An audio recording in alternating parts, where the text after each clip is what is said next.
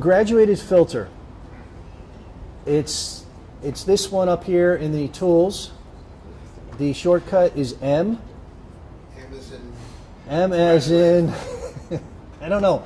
My graduated filter? I don't know where they came up with these things. So if you wanted to, we've got that highlighted now. If you want to darken the sky a little bit, you can click on wherever you see that cross, that cross. You can click on it. That's where it's going to start. So from this point to where I have my cross, that's going to be full of what I had. Over here in the panels, you're seeing the way it was left for the last time I was here.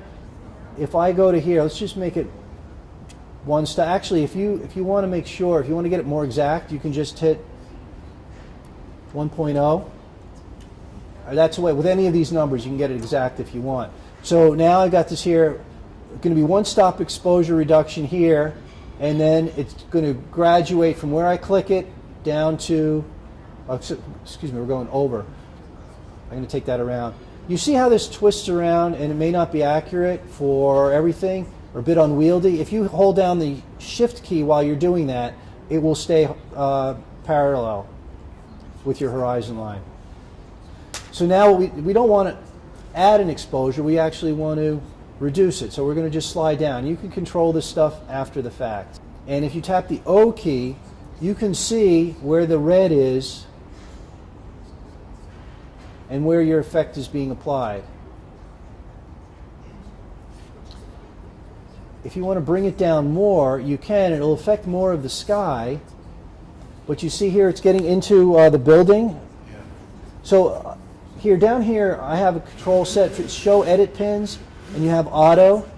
Auto means that when I have it, my cursor over the image, you'll see the pin in the area. If I slide it off, it disappears. You can have it on always or never. So I'm showing the overlay again. You see it taps onto here. So while I'm here, we can edit this out by we can brush it. There are two ways to do this. We can take the brush to just remove it from where we don't want. So I've activated the brush, and now I'll just put it back to 0. And when you go over here, now you're seeing the brush as well. I'm going to make the brush a little bit smaller. And maybe to be safe, if you go to auto mask, if you have brush and you brush over the area, it's going to spill out. But if you have auto mask on, then it's only affecting where the plus sign is. So as long as I keep the plus sign in the building, that's where I'm going to be.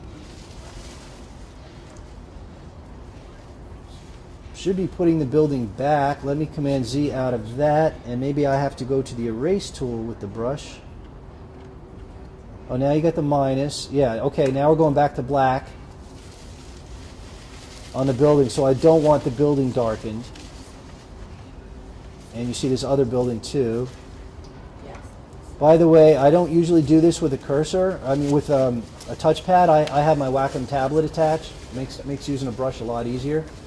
So let's say that's done. I'll remove the overlay key, and we're done with that. And so you can go to the graduated filter, and then to adding the brush stroke, and you can see where it's just the sky and it's not the building. Okay, let's go to radial filter.